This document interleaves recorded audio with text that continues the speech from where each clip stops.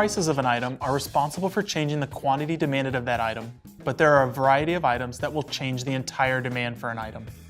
The demand curve shifts to the right when it increases, or it shifts to the left when it decreases.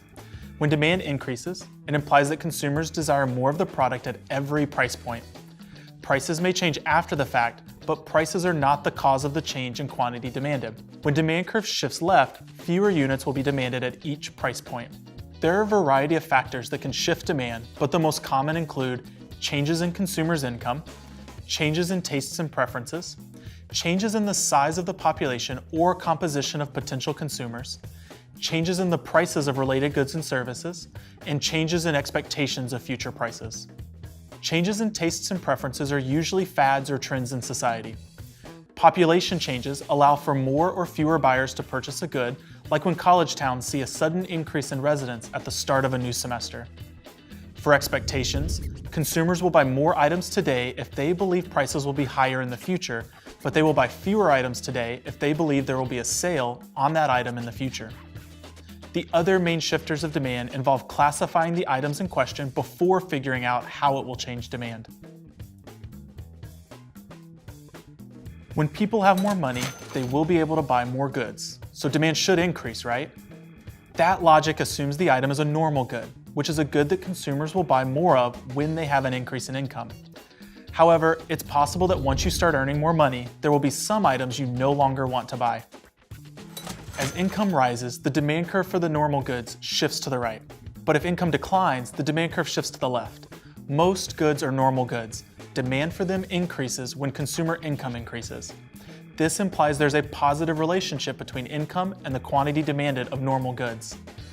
Once incomes start to rise, consumers may stop buying low-quality items they were buying before because they can now afford to switch to better quality goods. The low-quality goods are referred to as inferior goods, which consumers purchase less of when income rises.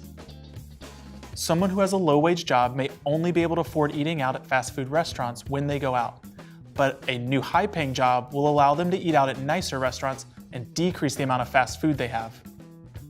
In this example, nicer restaurants are a normal good and fast food is an inferior good.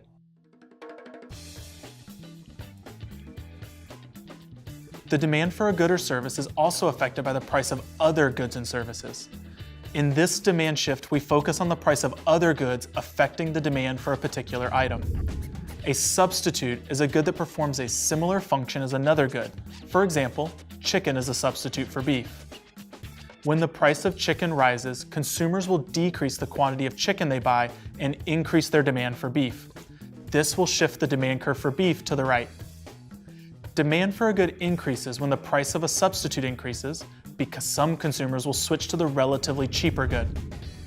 A complement good is a good that is used together with another good, like printer paper and printers. The demand for a good decreases when the price of its complement rises. If printers become more expensive, consumers will decrease the quantity of printers they buy, and the demand for printer paper will fall as well. The increasing price of printers causes the demand curve for printer paper to shift to the left.